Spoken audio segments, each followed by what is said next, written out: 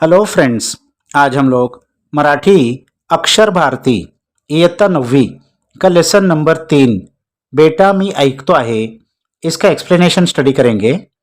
इसके ऑथर है पु काळे, वसंत पुरुषोत्तम काळे। तो ये लेसन किस चीज़ के बारे में है? संगीत कलेवर जीवापाळ प्रेम करणारे वडील व त्यांच्या अपघातामुळे संगीत सेवेपासून अंतरलेल्या वडिलांच्या सौख्यासाठी धडपडणारा मुलगा यांचे भावस्पर्शी वर्णन प्रस्तुत पाठात लेखकांनी केले आहे। यानी संगीत कला से बहुत ज़्यादा प्यार करने वाले एक फादर थे और उनका एक्सीडेंट हो गया, जिसकी वजह से वो संगीत सेवा से बहुत दूर हो गए। तो ऐसे पिताजी के सुख के लिए धड़पड़ करने वाला, कोशिश करने वाला लड़का, इन दोनों की ये स्टोरी है जो बहुत भावस्पर्शी यानी इमोशनल, बहुत दिल को छू जाने वाला डिस्क्रिप्शन लेखक ने इस पाठ में किया है। तो ये पाठ शुरू होता है, एक प्रोग्राम शुरू होने वाला है स्टेज पर, वहां से ये शुरू होता है। तो तीसरी घंटा घणघणली व बाहेरचा संमिश्र कोलाहल बंद पडला। यानी स्टेज के ऊपर प्रोग्राम शुरू होता है तो 1 2 3 ऐसे वो रिंग बजती है, घंटी बजती है। तो ऐसी तीसरी घंटी बजी और बाहर जो कोलाहल, कोलाहल यानी केओस, सब एक दूसरे से बात कर रहे थे, गड़बड़ थी, वो बंद हो गई। अभी प्रोग्राम शुरू होने वाला है ऐसा लोगों को समझ में आ गया घंटी की आवाज से। तो उगीचच इकडून तिकडे वळणाऱ्या माना स्टेजच्या दिशेकडे स्थिर झाल्या। तो ऐसे ही इधर उधर टर्न होने वाले माना, गर्दने, वो स्टेज की दिशा पर स्थिर हो गई। सबका ध्यान स्टेज पर आ गया। लोकांचे लक्ष आता आपल्याकडे आहे याची खात्री वाटताच मी गंभीर आवाजात बोलायला सुरुवात केली। तो सब लोगों का ध्यान अब मेरी तरफ है, इसकी मुझे खात्री हो गई, यकीन हो गया। तो फिर मैं गंभीर आवाज से, सीरियस टोन में मैंने बात करना शुरू किया। सभ्य स्त्री पुरुष हो, यानी रिस्पेक्टेड लेडीज एंड जेंटलमैन, माझ्या वादन विद्यालयाचा हा पहिलाच जाहीर कार्यक्रम आहे। मेरे इस वादन विद्यालय, वादन यानी म्यूजिकल इंस्ट्रूमेंट, तो विद्यालय स्कूल, तो मेरे इस म्यूजिकल स्कूल का ये पहला ओपन प्रोग्राम है। आपल्या चरणी ही कला सादर करताना मला अतिशय आनंद वाटत आहे। तो आपके चरणों में ये कला पेश करते हुए मुझे बहुत खुशी हो रही है। आपण शांतपणाने या सर्व कार्यक्रमाचा आस्वाद घ्यावा अशी आपल्याला नम्र विनंती करून, तो आप शांतपने से इस पूरे कार्यक्रम का, प्रोग्राम का मजा लीजिए, ऐसी आपको नम्र विनंती यानी पोलाइट रिक्वेस्ट करके मैं कार्यक्रमाला सुरुवात करतो। मैं इस प्रोग्राम को अभी शुरू करता हूँ। आजच्या कार्यक्रमाची सुरुवात शिरीष भागवत याच्या फिडल वादनाने होईल। तो आज के इस प्रोग्राम की शुरुआत शिरीष भागवत के फिडल वादन यानी वायलिन वो प्ले करेंगे, इससे होंगी। हा विद्यार्थी माझ्या विद्यालयात नुकताच शिकायला आला आहे। ये स्टूडेंट मेरे स्कूल में रिसेंटली सीखने के लिए आया है। कलेच्या प्रांतातील हा नौखा मुसाफिर आहे। कले के प्रांत का, कला यानी आर्ट के एरिये का ये नया मुसाफिर है। हे लक्षात घेऊन आपण त्याच्या हुशारीचे कौतुक करावी, ही विनंती। तो आप ये बात ध्यान रखते हुए उसकी हुशारी की, उसकी कला की कौतुक करावे, अप्रिशिएट करेंगे, ये आपसे विनंती है, रिक्वेस्ट है। एवढे बोलून मी शिरीषकडे पाहिले। इतना कहकर मैंने शिरीष की तरफ देखा। मला या मुलाची अतिशय भीती वाटत होती। मुझे तो इस बच्चे की बहुत ज्यादा डर लग रहा था। भीती, फियर। खरे सांगायचे म्हणजे माझ्या मनातून मला शिरीषला कार्यक्रम द्यायचाच नव्हता। सच बताऊं तो मुझे मेरे मन में इस शिरीष को प्रोग्राम देना ही नहीं था। मैं नहीं चाहता था इसको दूं, कारण नुकताच शिकायला लागलेला हा विद्यार्थी माझ्या विद्यालयाचे नाव खराब करील याची मला खात्री होती। क्यों नहीं देना चाहते थे कि नया नया सीखने आया ये लड़का मेरे स्कूल का नाम खराब कर देगा, ऐसा मुझे यकीन था।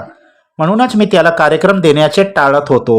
इसीलिए मैं इसको प्रोग्राम देने का टाल रहा था। मी शिरीषकडे पाहिले। मैंने शिरीष की तरफ देखा। त्याच्या चेहऱ्यावर धीटपणा व आत्मविश्वास पुरेपूर प्रतिबिंबित झाला होता। उसके चेहरे पर धीटपना यानी करेज, हिम्मत व आत्मविश्वास और कॉन्फिडेंस पुरेपूर प्रतिबिंबित झाला होता। पूरा पूरा उसका रिफ्लेक्शन उसके चेहरे पे दिख रहा था, यानी बहुत कॉन्फिडेंस दिख रहा था। पण त्याचे हे अवसान फार वेळ राहणार नाही हे मी ओळखून होतो। लेकिन ये जो अब वो करेज दिखा रहा है ये ज्यादा देर टिकने वाली नहीं है, ये मुझे मालूम था, ये मैं पहचानता था। पडदा वर जाऊन बाहेरच्या श्रोतृवृंद नजरेला पडताच त्याचा हा धीर सुटेल याची मला खात्री होती. जैसे ही पर्दा उठेगा और बाहर के इतने सारे श्रोता ऑडियंस उसको दिखेंगे, उसकी नज़र पड़ेगी, तो उसका ये सारी हिम्मत छूट जाएगी. ये मुझे यकीन था क्योंकि बहुत सारे बच्चों को एक्सपिरियन्स कर चुके थे. शिरीषने खूण करताच मी पडदेवाल्याला इशारा केला. खूण याने सिग्नल किया. शिरीषने उनको इशारा किया कि मैं रेडी हूं, तो फिर इन्होंने पर्देवाले को इशारा किया आणि पडदा झरझर वर गेला और पर्दा झरझर करके ऊपर चला गया. फुटलाईटचा झगझगीत प्रकाश डोळ्यांवर पडताच शिरीषने डोळे मिटून घेतले. फुटलाइट जो फ्लड लाइट्स लगी हुई थी, उसका झगझगीत प्रकाश, उसकी बहुत जो लाइट थी, उसके डोळ्यांवर पडताच, उसकी आंखों पर पडते ही शिरीषने अपनी आंखें बंद कर ली. त्या प्रकाशाची डोळ्यांना जराशी सवय झाल्यावर शिरीषला सबंध श्रोतृवृंद दिसला आणि त्याच क्षणी त्याच्या मनाची झालेली चलबिचल त्याच्या चेहऱ्यावर स्पष्ट दिसू लागली. तो उस प्रकाश की, उस रोशनी की उसकी आंखों को थोड़ा हैबिट हो गई. उसकी आंखें उससे रोशनी में अंदाजा हो गया. तो फिर शिरीष को सारे लोग नजर आए, श्रोता देखने वाले, और उसी वक्त उसके मन में बहुत चलबिचल, बहुत एंजाइटी शुरू हो गई. ये उसके चेहरे पर साफ दिख रहा था. तो गडबडून गेला होता. तो गडबडून गेला आहे हे मी ओळखले. वो गडबड गया है, कन्फ्यूज हो गया है, ये मेरे समझ में आ गया. त्याला आता सावरून धरणे शिक्षक या नात्याने माझे कर्तव्य होते. अब उसको संभालना, सपोर्ट करना शिक्षक इस नाते से ये मेरा कर्तव्य था, मेरा फर्ज था. मी तंबोरे वाल्याला व तबले वाल्याला खूण केली. तो मैंने फौरन क्या किया, तंबोरा एक गिटार टाइप इंस्ट्रूमेंट होता है, और तबले वाले को मैंने इशारा किया. तो तंबोऱ्याचा धीर गंभीर आवाज घूमू लागला. तंबोरो वाले ने इशारा देखकर उसने बजाना शुरू किया और उसका धीर गंभीर यानी सीरियस आवाज उसका घूमने लगा. शिरीषने डोळे मिटून कुणाचे तरी ध्यान केल्यासारखे दिसले व पुन्हा त्याचा चेहरा पूर्वीच्या आत्मविश्वासाने न्हावून निघाला व हलकेच त्याने षडज लावला. शिरीष ने आंखें बंद करके किसी का तो ध्यान किया ऐसा मुझे दिखा, और फिर से उसके चेहरे पर आत्मविश्वास, कॉन्फिडेंस नाऊ लगला. फिर से उसके चेहरे पर कॉन्फिडेंस आ गया और हल्के से उसने षडज लगाया. षडज यानी पहला सुर, शुरू करने का जो पहला सुर होता है. एक 10 ते 12 वर्षाच्या मुलाने शांतपणे वाजवायला सुरुवात केलेली पाहून लोक शांत बसले. एक 10 से 12 साल का बच्चा इतने कॉन्फिडेंस से, इतने शांतपने से बजाने शुरुआत कर रहा है, ये देखकर लोग भी शांत हो गए.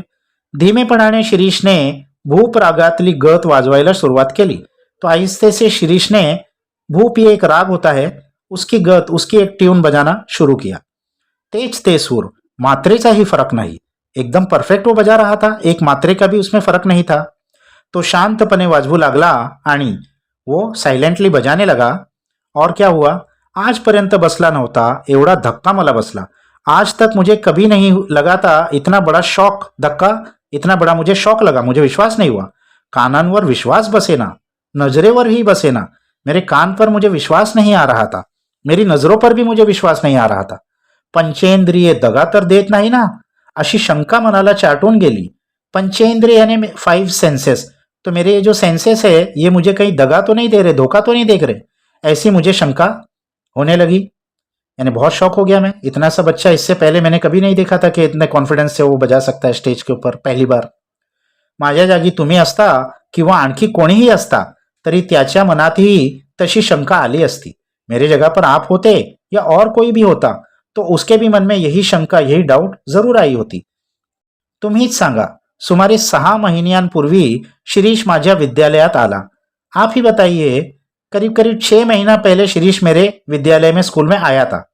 धीटपने त्याने विचारले, आपणच का पी जनार्दन. धीटपने से, बहुत करेज से, हिम्मत से उसने पूछा था, आप ही पी जनार्दन है. सुहास्य मुद्रेने होय म्हणताच तो म्हणाला. मैंने हंसकर हाँ कहा तो उसने कहा, माझे नाव शिरीष भागवत, मेरा नाम शिरीष भागवत है, घरी श्रीच म्हणतात, घरी मुझे, घर पे मुझे श्री बुलाते हैं. मला गाण्याची फार आवड आहे, मुझे गाने का बहुत शौक है. यानी बहुत कॉन्फिडेंसली वो इंट्रोडक्शन दे रहा था. तुला गाण्याची आवड आहे तर, अब इनको ये थोड़ा अच्छा नहीं लगा तो इन्होंने कहा, तुमको गाना पसंद है तो माझ्यापेक्षा माझ्या वडिलांना मी शिकलेले फार आवडेल. मुझसे ज्यादा मेरे पिताजी को अगर मैं गाना सीखूंगा तो ज्यादा पसंद आएगा. त्याच्या चमत्कारिक उत्तराचे मला नवल वाटू लागले व थोडासा रागही येऊ लागला. उसके इस चमत्कारिक उत्तर, इस प्रॉम्प्ट आंसर से मुझे बहुत नवल लगा, आश्चर्य हुआ और थोड़ा सा मुझे गुस्सा भी आया, राग गुस्सा भी आने, बल भी लगा, आश्चर्य भी लगा की ये बच्चा बहुत जवाब देने वाला बच्चा है. तो थोडा वेळ थांबून पुढे म्हणाला व थोडी देर रुककर उसने फिर से कहा, मी आपल्याकडे शिकायला येईन, पण माझी एक अट आहे. उसने कहा, मैं आपके पास सीखने के लिए आऊंगा, लेकिन मेरी एक कंडीशन है. मी शिकायला आलो की रोज माझ्याबरोबर माझे वडील पण येतील व शिकवणी चालू असताना वर्गातच बसतील. मैं सीखने आऊंगा तो रोज मेरे साथ मेरे पिताजी भी आएंगे और जब तक मैं सीखूंगा वो वर्ग में क्लास में ही साथ में बैठे रहेंगे. आता मात्र मला राग आला. अब तो मुझे सही में गुस्सा आ गया कि एक तो सीखने भी आया है और कंडीशन भी बता रहा है. मी जाणीवपूर्वक हसत म्हणालो, मान्य, तुझे अटी एकदम मान्य, पण त्यासाठी तुला महिना 50 रुपये फी द्यावी लागेल. अब इन्होंने हंसते हुए कहा कि तुम्हारी सारी कंडीशन मुझे कबूल है, लेकिन उसके लिए तुम्हें हर महीना 50 रुपया मुझे फी देनी पड़ेगी. तो उसने कहा, कबूल, उद्यापासून मी येतो, माझ्याबरोबर वडील पण येतील बरं का. तो उसने फौरन कहा, मंजूर है, कल से मैं आऊंगा और मेरे साथ मेरे पिताजी भी आएंगे, ठीक है ना. असं म्हणून माझ्या आश्चर्यचकित चेहऱ्याकडे न बघता शिरीष चटकन निघून गेला. तो ऐसा कहकर मेरे चेहरे पर जो सरप्राइज था उसकी तरफ उसने देखा भी नहीं और वो फौरन चला गया. दुसरे दिवशी तो अगदी वेळेवर आला. दुसरे दिन वो एकदम वक्त पर आया. त्याच्याबरोबर एक वयस्कर आणि भारदस्त गृहस्थ आले होते. उसके साथ में एक वयस्कर उम्र वाले और भारदस्त जरा वजन मोटे टाइप के गृहस्थ मिडिल एज पर्सन भी आए. शिरीष म्हणाला, हे माझे वडील नाना, ये मेरे पिताजी है नाना. आमचे नमस्कार झाले. एक अक्षर न बोलता नाना कुर्सीवर बसले. तो नाना और मैंने एक दूसरे को नमस्कार किया. नाना ने कुछ भी नहीं कहा, चुपचाप कुर्सी पर बैठ गए. मी पण न बोलता वायलन काढले व शिरीषच्या हातात दिले. मैंने भी कुछ नहीं कहा और वायलन निकालकर शिरीष के हाथ में दिया. त्याने बरोबर वही वगैरे आणलेली पाहताच माझा त्यांच्याबद्दलचा ग्रह चांगला झाला. तो मैंने देखा कि उन्होंने अपने साथ में किताब वगैरह भी लाई है, यानी सीरियस कंडीशन में आए हैं पढ़ने के लिए. ये देखकर उनके बारे में, ग्रह चांगला होने एक मुहावरा है, उनके बारे में मेरा ओपिनियन अच्छा हो गया कि ये तो मैं तो बुरा समझ रहा था, लेकिन ये अच्छा बच्चा है, ये पढ़ने वाला बच्चा है. पहिल्या दिवशी प्राथमिक माहिती व पहिली धडा दिल्यावर मी हातात वायलन घेतले. पहले दिन थोड़ा प्राथमिक माहिती यानी बेसिक शुरुआत की जानकारी दी और पहला लेसन भी दिया और मैंने वायलन अपने हाथ में लिया. माझ्या विद्यालयात येणाऱ्या विद्यार्थ्यांना पहिल्या दिवशी स्वतःच वाजवून दाखवायचे अशी माझी प्रथा होती. मेरे स्कूल में जो भी पढ़ने आता था उसको पहले दिन मैं खुद वायलिन बजा के दिखाता था. ऐसी मेरी हमारे स्कूल की प्रथा थी, यानी ऐसा हम करते थे, हमेशा रिच्युअल था हमारा. त्यामागील हेतू एवढाच की मला त्यांना सुचवायचे असते कि नेटाने नेट टिकलात तर इतपत वाजवू शकाल. तो उसके पीछे का रीजन, हेतु, मकसद यही था कि मैं उनको ये बताना चाहता था कि अगर तुम नेटाने नेट अच्छे से अगर तुम कोशिश करोगे और पूरा वक्त दोगे तो यहाँ तक तुम भी बजा पाओगे. त्याप्रमाणे सुमारे 20-1 मिनिटे मी पीलू रागातली एक गत वाजवून दाखवली. तो मैंने सुमारे 20-1 मिनट तक पीलू, ये भी एक राग है, उसकी एक गत, एक ट्यून बजाकर उनको दिखाई. जीवाचे कान करून नाना ऐकत होते. नाना जीवाचे कान करून ऐकणे बहुत ध्यान से सुन रहे थे. वो शिरीष माझ्याकडे व नानांकडे आड़ीपाड़ीने बघत होता और शिरीष मेरी तरफ और नाना की तरफ बारी बारी से देख रहा था. मी वायलिन खाली ठेवले व नानांकडे पाहिले. तो मैंने वायलिन नीचे रखा और नाना की तरफ देखा. त्यांच्या चेहऱ्यावर तृप्तीचे समाधान स्पष्टपणे दिसत होते. उनके चेहरे पर तृप्ति यानी सेटिस्फैक्शन दिख रहा था, यानी बहुत खुश हुए वो मेरा वायलिन सुनकर. जाऊया आता, शिरीष म्हणाला व पिता पुत्र उठले. तो चलो अब हम चलते हैं, ऐसा शिरीष ने कहा और पिता और पुत्र, फादर और सन उठे. मी चापण होऊन विचारले, काय कसं काय वाटलं एकंदरीत. तो मैंने खुद से उनसे पूछा कि कैसा लगा एकंदरीत, यानी ओवरऑल मैंने जो बजाया वो आपको कैसा लगा. वाह, उत्कृष्ट, त्याबद्दल प्रश्नच नाही. शिरीषनेच मध्ये उत्तर दिले. मला त्याच्या आगाऊ स्वभावाचा राग आला. तो नाना ने तो कुछ नहीं कहा, शिरीष ने ही कहा, वाह उत्कृष्ट, हाँ बहुत अच्छा, त्याबद्दल प्रश्नच नहीं, इसमें तो कोई सवाल ही नहीं, आपने बहुत अच्छा बजाया. शिरीष ने ही बीच में आंसर दे दिया. तो मुझे उसके आगाऊ स्वभाव का बहुत गुस्सा आया कि अपने पिताजी के बजाय बीच में खुद बोल रहा है, बहुत आगाऊ बच्चा है. आपण कुठे असता कामाला, भोचकपणे शिरीष पुन्हा म्हणाला. और फिर से शिरीष ने बोला, आप काम पर कहाँ रहते हो, यानी वो बार बार उनसे क्वेश्चन कर रहा था. तो उनको थोड़ा सा गुस्सा आ रहा था. मला वाटले की मध्ये मध्ये बोलल्याबद्दल नाना शिरीषला दम भरतील, पण त्या उलट ते कौतुकाच्या नजरेनेच त्याच्याकडे पाहत होते. मुझे लगा कि बीच बीच में बातें कर रहा है तो नाना इसके जो पिताजी है इसको दम भरतील, यानी इस पे गुस्सा करेंगे, डांटेंगे. पण त्या उलट, लेकिन उसके विपरीत, नाना तो कौतुक से, कौतुकाच्या नजरेनेच उसको बहुत अच्छे अप्रिशिएट करती हुई नजर से ही देख रहे थे. नियमितपणे रोज पिता पुत्राची जोडी येऊ लागली. तो रेग्युलरली रोज ये पिता और पुत्र की जोड़ी आने लगी. शिरीषची प्रगति पाहून मात्र प्रसंगी मी पण आश्चर्यचकित होतो. शिरीष जिस हिसाब से तरक्की कर रहा था तो वो देखकर तो मैं भी बहुत सरप्राइज हो गया कि बच्चा बहुत टॅलेंटेड आहे. त्याचा हात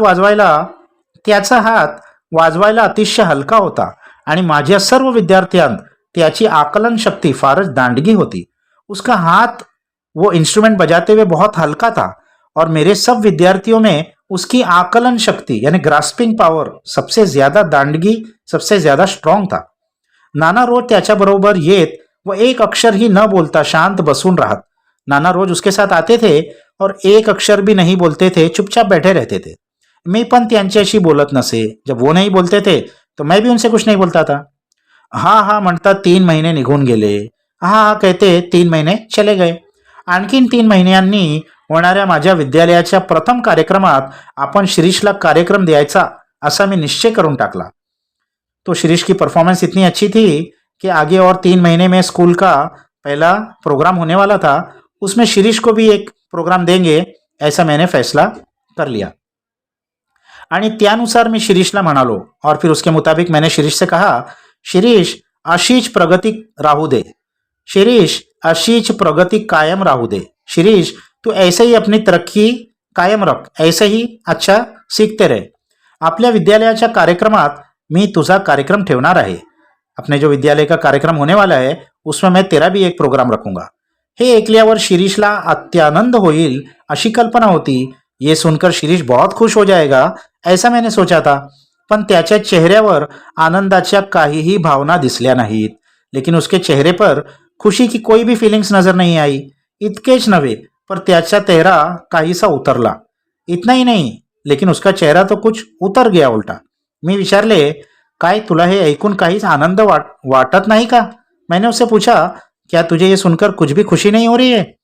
गंभीर आवाजात ठाशीव स्वराचे उत्तर आले, माझ्यापेक्षा नानांना त्याचा आनंद जास्त होईल. तो बहुत सीरियस आवाज में फॉर्मली उसका रिप्लाई आया कि मेरे से ज्यादा तो नाना को इसकी खुशी होगी. पिता पुत्र गेले आणि प्रत्येक वेळी मिळणाऱ्या शिरीषच्या तऱ्हेवाईक उत्तराचे आश्चर्य करीत मी बसलो. तो पिता पुत्र चले गए और हर बार ये शिरीष तरहेवाईक यानी कुछ अजीब व गरीब स्ट्रेंज आंसर देता है, उसके बारे में मैं आश्चर्य करके बैठ गया, सरप्राइज हो रहा था. प्रत्येक वेळी तो नानांचे नाव का घेतो व नाना अगदी रोज त्याच्याबरोबर येतात. हर बार ये नाना का नाम क्यों लेता है और नाना भी रोज उसके साथ क्यों आते हैं? याचे रहस्य काय असावे या प्रश्नाचे उत्तर मला सापडेना. इसका रहस्य, इसका सीक्रेट क्या है, इस प्रश्न का उत्तर मुझे नहीं मिल रहा था. याशिवाय आणखीन एक शंका माझ्या मनात वरचेवर येत असे. इसके अलावा और एक डाउट मेरे मन में ऊपर ऊपर आ रहा था. ती म्हणजे नाना जवळ असताना शिरीष मोकळ्या मनाने वायलिन वाजवत नसावाही कि नाना करीब रहते हुए शिरीष एकदम फ्रीली मन से वायलिन नहीं बजाता होगा. दूसरेच दिवशी शिरीष आला नाही. अब इसके नेक्स्ट दिन ही शिरीष नहीं आया. त्याचा हा पहिला खाडा, उसकी ये पहली ॲब्सेंटी थी. नसेल एखादी वेळीच जमले असे मी समाधान करून घेतले. नहीं कुछ हुआ होगा, नहीं जमा होगा, ऐसा मैंने अपने आप को समाधान कर लिया. पण त्याच्या दुसऱ्या दिवशी सुद्धा शिरीष आला नहीं. लेकिन उसके दूसरे दिन भी शिरीष नहीं आया. चौथा दिवस गेला, चौथा दिन चला गया, 5वां गेला आणि तसेच 15 दिवस गेले. 5वां गया और ऐसे ही 15 दिन हो गए. शिरीषचा पत्ता नव्हता. शिरीष का कोई पता ही नहीं था. 16व्या दिवशी एक मनुष्य निरोप व फीचे पैसे घेऊन आला. 16वें दिन एक आदमी निरोप यानी मैसेज और फीस के पैसे लेकर आया. नाना आजारी असल्यामुळे शिरीष येऊ शकणार नाही असे तो म्हणाला. उसने कहा कि नाना बहुत बीमार है इसलिए शिरीष नहीं आ पा रहा है. थोड्याशा त्राग्याने मी म्हणालो, नानांशी त्याला काय करायचे आहे? तो थोड़ा सा त्राग्य से, थोड़े गुस्से से मैंने कहा कि नाना से उसे क्या करना है? इकडे कार्यक्रम जवळ येत चालला आहे, त्याचे काय? यहाँ प्रोग्राम नजदीक आ रहा है, उसका क्या? शिरीष आला नहीं, त्याची वाट पाहून मी त्याचा कार्यक्रम रद्द केला. शिरीष आया नहीं बहुत दिनों से, तो उसका इंतजार करते करते मैंने उसका प्रोग्राम रद्द कर दिया. त्याचे नाव पण काढायचे नाही असे ठरवून मी बाकीचे विद्यार्थी तयार केले. अब उसका नाम भी नहीं निकालना है ऐसा फैसला करके मैंने बाकी के स्टुडंट्स को तयार किया. समारंभाचा दिवस उगवला आणि सकाळपासून शिरीषच्या आठवणीने मी उगाचच बेचैन झालो होतो. तो समारंभ प्रोग्राम का दिन आ गया और सुबह से शिरीष की याद में मैं जबरदस्ती बेचैन हो रहा था. सकाळची इतर कामे आटोपून मी जरा स्वस्थ बसतो ना बसतो तोच दारात शिरीष उभा. सुबह के सारे काम आटोप कर खत्म करके मैं थोड़ा आराम करने बैठा ही था कि दरवाजे पर शिरीष खड़ा हुआ था. मी ताडकन उभा राहिलो व त्याच्या जवळ गेलो. मैं फौरन खड़ा हो गया और उसके करीब गया. अरे तुझा पत्ता तरी काय आणि आज एकटाच कसा काय? नाना कसे नाहीत बरोबर? अरे तेरा पत्ता तो भी कहाँ था और आज तो अकेले कैसे आया? नाना नहीं आए साथ में? इकडची दुनिया तिकडे होईल ना? अरे यहाँ की दुनिया वहां हो जाएगी ना? यानी नाना तो तेरे साथ नहीं आए मतलब इधर की दुनिया उधर हो जाएगी. वो तेरे साथ हमेशा आते थे. इकडची दुनिया तिकडेच झाली आहे सर. तो उसने जवाब दिया कि यहाँ की दुनिया वहां ही हो गई है सर. यापुढे मी एकटाच दिसेन. आज के बाद मैं अकेला ही दिखूंगा. माझे नाना नाना माझे नाना कायम से गेले हो सर. मेरे नाना तो हमेशा के लिए चले गए. बऱ्याच सांत्वनानंतर त्याने विचारले. बहुत मैंने उसको सांत्वना दिया, कंसोलेशन किया. उसके बाद उसने पूछा, आज आपल्या विद्यालयाचा कार्यक्रम ना? मी खिन्नपणे हो म्हणालो. उसने पूछा, आज हमारे स्कूल का कार्यक्रम है ना? तो मैं खिन्नपणे यानी बहुत दुख से मैंने हाँ कहा कि हाँ आज ही है. मग मला आज कार्यक्रम दिया. अब उसने कहा, फिर मुझे आप आज कार्यक्रम प्रोग्राम करने दो. नाही म्हणू नका सर, प्लीज सर आप नो मत कीजिए. एवढीच इच्छा पुरवा, मेरी बस इतनी इच्छा पूरी कर दीजिए. तो असे म्हणाल्यावर मात्र माझ्यातला शिक्षक जागा झाला. उसने ऐसा कहने पर मेरे अंदर का टीचर जिंदा हो गया. मी सौम्य आवाजात म्हणालो. मैंने उसको सौम्य प्यार भरी आवाज से समझाया, शिरीष मी तुझ्या भावना ओळखतो. शिरीष मैं तुम्हारी भावना समझता हूं, पण आज माझा नाईलाज आहे. लेकिन आज मैं कुछ नहीं कर सकता. आजच्या या पहिल्या कार्यक्रमावरच आपल्या विद्यालयाची इबरत अवलंबून आहे. आज के इस पहले प्रोग्राम पर ही हमारे स्कूल की प्रेस्टीज डिपेंड करती है. त्यातून तुझी 2 महिन्याची गैरहाजरी लागलेली, उस पर से तू 2 महीने से एब्सेंट है. तूच सांग मी तुला कार्यक्रम कसा काय देऊ? तू ही बता, मैं तुझे प्रोग्राम कैसे देऊ? 2 महीने से तू प्रैक्टिस नहीं किया है, तू खराब कर देगा प्रोग्राम. अगतिक होऊन शिरीष म्हणाला. अगतिक याने बहुत ज्यादा प्लीड करते हुए, रिक्वेस्ट करते हुए शिरीष ने कहा, सर माझी एवढी एकच विनंती मान्य करा. सर मेरी बस ये एक रिक्वेस्ट आप मान लीजिए. मला आज वाजवू दे, मुझे आज बजाने दीजिए. नंतर जन्मात हात लावणार नाही वायलिनला. नंतर जन्मात हात लावणार नाही वायलिनला. उसके बाद मैं अपनी जिंदगी भर वायलिन को हाथ नहीं लगाऊंगा. तू पुढे जन्मभर वाजव, पण आज वाजवू नको. अब लेखक ने कहा, तू आगे जन्मभर बजा, मुझे उससे क्या है, लेकिन आज मत बजा. तुझी मनस्थिती ही आज बरोबर नाही. तेरा मेंटल कंडिशन भी आज सही नहीं है. मला परवानगी दिलीत तर माझी मनस्थिती आपोआप सुधारेल. आप मुझे परमिशन दे देंगे तो मेरी मनस्थिती अपने आप सही हो जाएगी. शेवटी त्याचे दुःखित मन पुन्हा आणखी कशाला दुखवा असा विचार करून मी त्याला परवानगी दिली. तो आखिरकार उसका दुखी मन और क्यों दुखी करना ये सोचकर मैंने उसको परमिशन दे दी. मात्र पहिलाच कार्यक्रम त्याचा ठेवावा असेच मी ठरले. लेकिन पहला ही प्रोग्राम इसका रखना है ऐसा मैंने डिसाइड कर लिया कि अगर ये कुछ गलती भी करेगा तो दूसरे स्टूडेंट आगे उसको कवर कर लेंगे. त्याप्रमाणे मी परवानगी दिली आणि शिरीष वाजवू लागला. तो मैंने उसको परमिशन दी और शिरीष बजाने लगा. शिरीष कार्यक्रम करण्यात मुरलेल्या एखाद्या वादकाप्रमाणे वाजवत होता. तो अब जो हम पहले पढ़े थे उसने कितना अच्छा बजा रहा था, तो कार्यक्रम करण्यात मुरलेल्या यानी प्रोग्राम करने में जो बहुत एक्सपर्ट हो गया, बहुत एक्सपीरियंस्ड कलाकार हो, ऐसा वो बजा रहा था. इतके शिकला तरी कुठे याचच मी विचार करत होतो. इतना ये सीखा तो भी कहा, ये मैं सोच रहा था.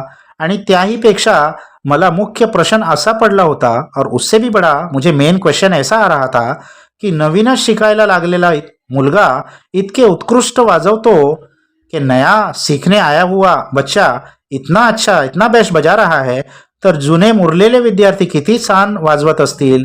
असेच बाहेरचे लोक म्हणत असणार.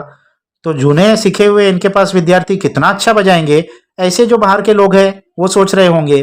तेव्हा याच्यानंतर वाजवायला कुणाला बसवावे, तो अब इसके बाद मैं बजाने के लिए किसको बिठाऊं, ये मेरे पास बहुत बड़ा प्रश्न निर्माण हो गया कि इसने ही इतना अच्छा बजा दिया और मैंने तो कहा था कि ये नया बच्चा है. टाळ्यांच्या कडकडाटाने मी भानावर आलो. अब ये अपनी सोच में गुम हो गए थे और उसका प्रोग्राम खत्म होने के बाद लोगों की तालियों की जो कड़कड़ाट हुई उससे ही अपने होश में आए. शिरीष आत आला व त्याने माझ्या पायांवर डोके ठेवले. शिरीष अंदर आया और उसने मेरे पैरों पर अपना सर रख दिया. मी त्याला उठवत विचारले. मैंने उसको उठाते हुए पूछा, शिरीष, हा काय प्रकार आहे? शिरीष, ये क्या बात है? तू माझ्याकडे न येता आणखीन कुठे शिकत होतास? अरे तू मेरे पास नहीं आया था 2 महीने से, तो और कहीं सीख रहा था क्या? डोळे पुशीत शिरीष म्हणाला. अपने आंखों से आंसू पोंछते हुए शिरीष ने कहा, सर काय ही भलती शंका, मी तुम्हाला सर्व सविस्तार सांगतो. सर आप ये भलता ही डाउट मुझ पर कर रहे हैं, मैं आपको डिटेल में सब बताता हूँ. ज्या दिवशी मी तुमच्याकडे फी व चिठ्ठी पाठवली त्याच रात्री नाना वारले. जिस दिन मैंने आपके पास चिट्ठी और फीस के पैसे पहुंचाए थे उसी रात में नाना की डेथ हो गई. मला धक्काच बसला. मुझे तो एकदम शॉक हो गया. ज्यांच्यासाठी शिकत होतो तेच गेल्यावर कशाला आता शिका म्हणून मी वायलिनला हात लावायचा नाही असे ठरवले. अब जिनके लिए मैं सीख रहा था वही चले गए, तो अब सीख के क्या फायदा, अब किसके लिए सीखना, ये सोचकर मैंने तो ये फैसला कर लिया था कि आज के बाद से वायलिन को मैं हाथ भी नहीं लगाऊंगा. तुम्हाला कदाचित माहीत असेल किंवा नसेलही, माझे नाना एकेकाळी उत्कृष्ट गवई होते. आपको शायद मालूम होगा या नहीं होगा, मेरे नाना एक जमाने में बहुत बेहतरीन सिंगर थे. पण त्यांना एकदा कसलासा जबर अपघात झाला व त्या अपघातात ते ठार बहिरे झाले. लेकिन उनका एक बहुत बड़ा एक्सीडेंट हो गया और उस एक्सीडेंट में वो बिल्कुल बहरे हो गए, डेफ हो गए. त्यांना काहीही ऐकू येत नसे, उन्हें कुछ भी सुनाई नहीं देता था. ओठांच्या हालचालीवरून त्यांना काही काही शब्द समजत. होठों की हलचल से उनको कुछ कुछ वर्ड समझ में आते थे. बहिरेपणाच्या इतर गैरसोयीपेक्षा संगीत सेवा अंतरली याचाच नानांना धक्का बसला. तो बहरेपन के जो उनको दूसरे नुकसानात हुए उसमें से संगीत सेवा उनकी रुक गई. अब संगीत, वो म्यूजिक को सेवा नहीं कर पा रहे थे, इसका उनको सबसे ज्यादा शॉक हुआ था. शेवटी त्यांनी मला काहीतरी वाद्य शिकवण्यासाठी उद्युक्त केले. तो उन्होंने एट लास्ट मुझे कोई ना कोई वाद्य, कोई इंस्ट्रूमेंट सीखने के लिए उद्युक्त किया, यानी प्रेरित किया, परस्वेड किया. कोणीतरी संगीत शास्त्रासाठी सतत धडपड करत असल्याचे पाहण्यातच त्यांना अमाप सौख्य मिळत होते. तो कोई तो संगीत सेवा के लिए धड़पड़ करते रहे, ये देखने में ही उनको बहुत ज्यादा खुशी मिलती थी. म्हणूनच ते रोज माझ्याबरोबर इथे येत होते. इसीलिए वो रोज मेरे साथ यहाँ आते थे. पण त्यांना ऐकू काहीच येत नव्हते, लेकिन उनको सुनाई कुछ भी नहीं देता था. त्यामुळे मला वारंवार खेद व्हायचा. इसीलिए मुझे बार बार बहुत रिग्रेट होता था, खेद होता था की मी वाजवण्यात कितीही प्रगती व कौशल्य दाखवले तरी माझे नाना काही ते ऐकू शकत नाहीत. कि मैंने इस इंस्ट्रूमेंट बजाने में कितना ही प्रोग्रेस किया या कितना ही टैलेंट दिखाया तो मेरे नाना तो कुछ सुन नहीं पाएंगे. या विचाराने मला नानांसमोर मोकळेपणे वाटत नव्हता. इस ख्याल से मैं नाना के सामने कभी फ्रीली नहीं बैठता था. ज्या दिवशी नाना गेले त्याच दिवशी मी ठरवले की संगीत बंद. जिस दिन नाना गए उसी दिन मैंने डिसाइड कर लिया कि संगीत बंद. पण दुसऱ्याच क्षणी मनात विचार आला की माझे नाना तेव्हा माझे वादन ऐकू शकत नव्हते. लेकिन दूसरे ही क्षण मुझे ये ख्याल आया कि मेरे नाना उस समय तो मैं जो बजा रहा हूँ वो सुन नहीं सकते थे, पण आता माझ्याच शेजारी बसून नक्की ऐकत आहे. लेकिन अब तो वो मेरे बाजू में ही बैठकर जरूर सुन रहे होंगे. या विचारासरशी लोकांच्या निंदेकडे लक्ष न देता मी त्याच दिवसापासून वायलिन वाजवायला सुरुवात केली. जैसे ही ये विचार मेरे मन में आया तो लोगों की निंदा की तरफ ध्यान न देते हुए, यानी अभी इनके डेथ हुई है पिताजी की और अभी ये वायलिन बजाएगा, ये निंदा को मैंने ध्यान नहीं दिया और उसी दिन से वायलिन बजाना शुरू कर दिया. आज सकाळपर्यंत मी कुठे बाहेर पडलो नव्हतो. आज सुबह तक मैं कहीं भी बाहर नहीं गया था. 24 तास एकच उद्योग, एकच ध्यास. 24 तास 24 घंटे एक ही काम, एक ही मकसद. मी सराव करू लागलो. मैं बस प्रॅक्टिस कर रहा था. म्हणजे मला भास व्हायचा की पुढच्या ताना व सूर मला नानाच सांगत आहे.